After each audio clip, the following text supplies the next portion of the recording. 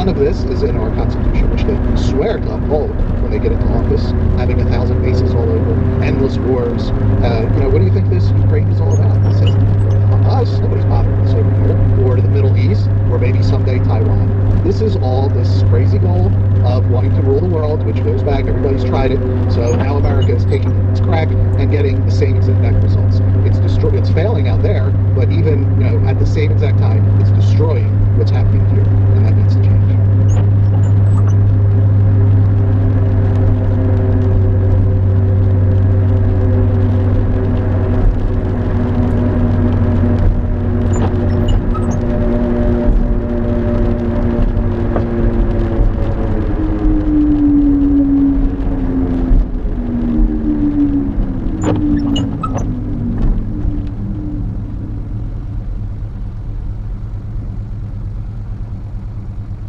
And they lie about it. They lie about statistics.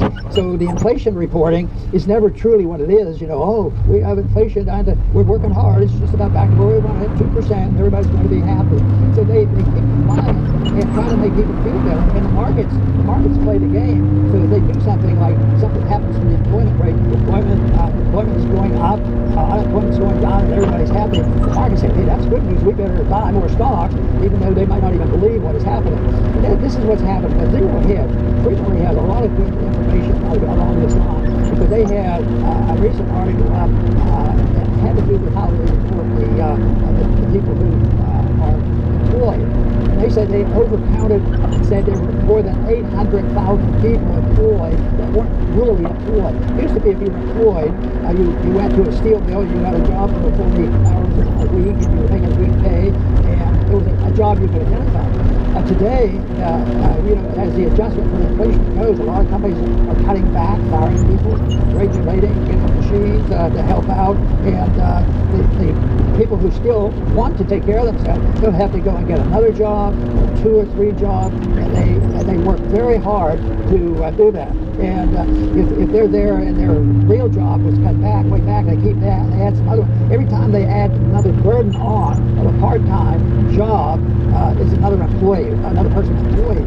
Instead of saying, the employment is not nearly as good as it used to be when we were living a little bit better under our means. But no, they don't do that. They say, oh, the employment is good. But when all this mess is looked at by the Federal Reserve, they realize they never reach their goals, that they are there, and they have to periods of time, every month, they come out with a report, try to convince the people to be optimistic. And in many ways, they've been pretty successful at that for the marketplace. But the market loves the inflation. So with all this confusion and mess, instead of going back to a market operation that would allow the market to decide what interest rates should be and what should be done in the economy, rather than fudging it with the government help and largesse. But so in all this, the Fed say we're ready. In spite of all this inflation, we'll cut rates for you. Now that doesn't mean that cutting rates is bad. It just means that they're doing something. They don't have the biggest idea whether it's right or wrong.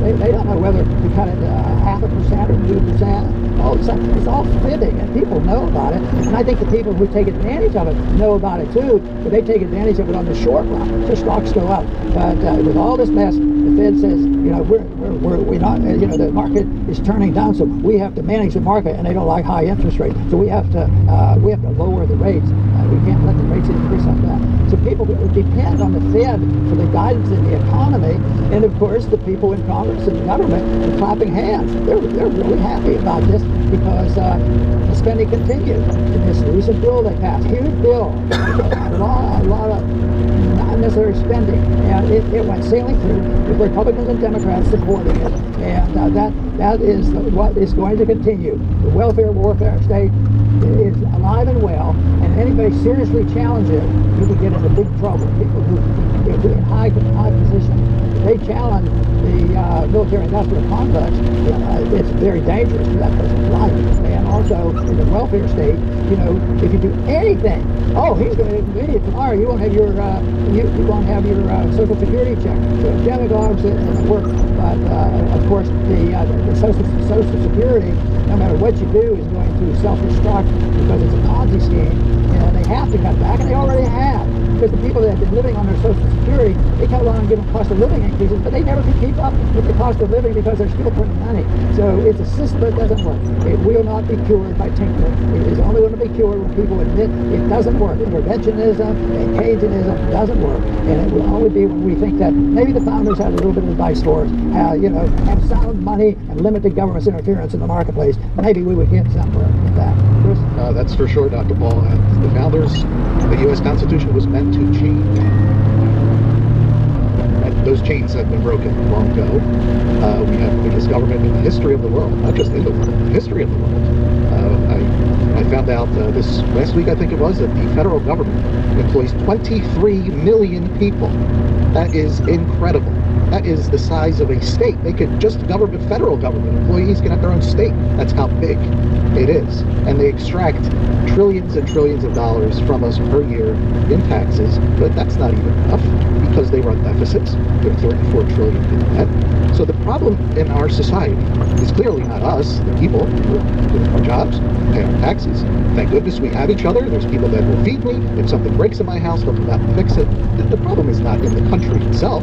The problem is in Washington, D.C., and they really don't care. But what do they do specifically? They say the problem is us. They're constantly telling us how horrible we are, that we're all racists, that we're all misogynists, that nobody wants women to get ahead, that we're xenophobic and hate everybody out there. Now, why would they do this? Why would they create this? And the reason is to divide us so that we fight with each other so that you don't pay attention to what they're doing. There's no unity, so they'll just keep going. Nobody's going to stop them. There has to, at some point, be some form of unity. Now, obviously, everybody's not going to agree on everything, but we should agree, libertarian, conservative, liberal, far left, far right, that this government is destroying us financially. And even by letting everybody in, they're destroying, who we are here. So, and it's all because we're divided. We need to at least gain some kind of unity, some kind of basic thing that, hey, we don't want to live like this anymore. Yes, and that is absolutely true, and it's going to continue. You were talking about government employees. What about the million or so that are pouring across our borders who displaced some of the people who are struggling to make a living? I just saw a number the other day of how many hospitals have had to be closed in just the last several years. It's just horrible. In a free market, you would have more hospitals, more medical services. But now, because it's a government operation, you say, oh no, you can still pick your doctor. Oh yeah, that's what they close it. Join up on this program, the government will allow you to pick your own doctor. It's a government, it's a government-run medical system, and if you want to see a good example of that is how they regulated and took care of COVID by denying the good medicines and having people take the bad medicine and put people in jail or fire them and give them all kinds of trouble. Doctors lose their licenses. That's what government medicine gives you. So on top of this, the mix now, all these numbers coming in, which for many years I've always said you have to watch out on the borders because if you do this as a calamity or if you're a humanitarian, you might be inviting in revolutionaries. You might be bringing in an invasion of people economically. We can see this now, but also the violence is increasing, and the American people are getting sick and tired of it. They're slow to learn, and the politicians are slow to respond as well. And I think we're in a transition, and we have to keep encouraging it, but we have to define what we believe in. And one thing, Chris, I think we should always start with, because some of the basic principles that are in our Constitution are very helpful. Chris? Very good, Dr. Paul. I'll finish up with my closing thoughts, trying to remain optimistic despite all this.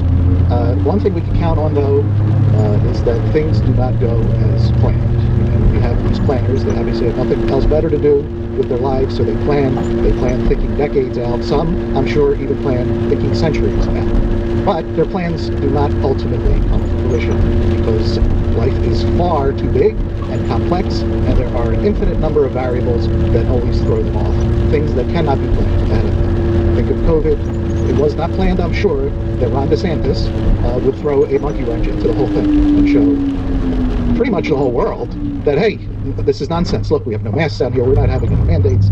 And it threw a monkey wrench in. We were supposed to have passports, vaccine passport. We were going to live in this new normal. Remember we were coming on TV? New normal, new normal. We weren't even going to shake hands anymore. I remember all of this.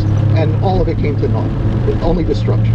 Same thing with, I'm sure it wasn't in the plans that Elon Musk would pay $46 billion so that there's at least one crumb of relative free speech in the world. So what this also tells us is most people, the masses, are not courageous. Usually there are single individuals in DeSantis, unless perhaps even a Trump, who knows. You know, if this unpredictable gust of wind comes and a whole house of sand collapses. So these things are, you know, we always have to keep them in the back of our minds, and as dark as it gets, and as tyrannical as these people are, and they even tell us they're going to be, there's always those things that they can't anticipate, can't plan for, that will throw it all to chaos. Very good.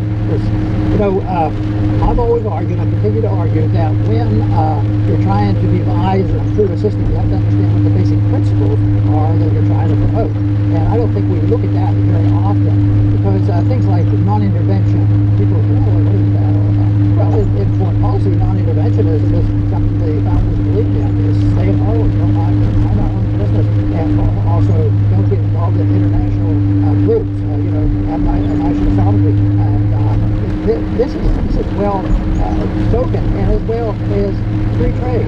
Oh, because right now both parties are itching at the bit to you know, limit trade to get political point, and that is not the answer. That is you know, always backfires. All having to pay if you put it on a tariff to protect somebody in one country. You usually hurt the consumer of that country that put on the tariff because there's retaliation. So it's not a principled stand, because in a society that promotes liberty, they would say that everybody gets to be free.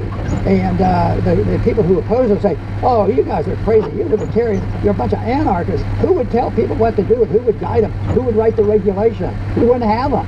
But we'd have something much more powerful. We'd have regulation based on a basic principle of non-aggression. You don't have any right to hurt other people, steal from other people, and kill other people. But now it's running rampant. And what do? The worse it gets, the more they say, well, we have to coddle these people who have had family problems, and just because they robbed that store and killed the owner, we have to help these people. If you don't, then you're not a humanitarian. So the principles are pretty easy to define, because you reject the whole idea of authoritarianism. It's authoritarianism versus voluntarism. In a free society, everything is voluntary, as long as you don't hurt anybody. It's the Bastiat principle. Bastiat, of course, said if you and I can't do it, we can't go and take stuff from our neighbor. You can't send your congressman there to take it and give it to somebody. And these are basic. It's property. It's your property right now. Whose property? Now they have squatters being raised up to a high level where, yeah, they need a house. And if they're in that house, you better be careful on trying to get your house back. I mean, the whole thing has rejected the idea of private property, voluntarism, and allowing people to make their own decisions. And they say, well, still, how are you going to take care of the poor? Well, a lot better than the poor are taken care of right now, because that's one of the very great benefits of a free society. There's more prosperity, less poverty, less starvation, and a lot more freedom and less war. Now, how in the world can they reject that? But the better question is, how in the world did we fail to present this case to a maximum number of people? Because the people, I know about it and hear about it, but they still short-term think, well, I got to get what I want tomorrow, and next month I'll start practicing your philosophy. But anyway, we're going to be forced to make those decisions. I think when we see days like we saw yesterday in the market, the longer, the more we're approaching that time, that the whole system is going to come unglued. Like I was pointing out at the beginning, gold went from 20, added a zero to 200, added a zero to 2,000. When are they going to add another zero? And they could do it in a few days if things get out of total control. So that is what we work hard for here at Ron Paul Liberty Report, is trying to inform people how and what we can do. It's not hard to understand, and people want that, but they have to realize, you know, that it takes a little bit of effort. You have to be able to understand why you divide and you promote and you take care of people due to merit, not because of the color of your skin or where you came from or whatever. You have to, it's distributed by merit. That's starting to come back. That used to be what it was when the great day when the company was started, because if you didn't go out and work, you didn't have much to show for. So I think there's enough known about the principles of liberty to really improve you know, our system of government. The problem is, and once again, more people have to be, once they're convinced of this, to be promoters of this philosophy, because what is coming is not going to be good. And it's a lot easier to start these wars. It's a lot harder to get out of these wars without a lot of tragedy. And that's what we're thinking right now, the most recent one, Ukraine. You know, we sneaked into that war, precipitated it, you know, we're participating in a coup, and now look at it on, and everybody everybody's giving up. Oh, the Ukrainians can't win, but we have to keep sending money. We maybe have to send some troops and all that.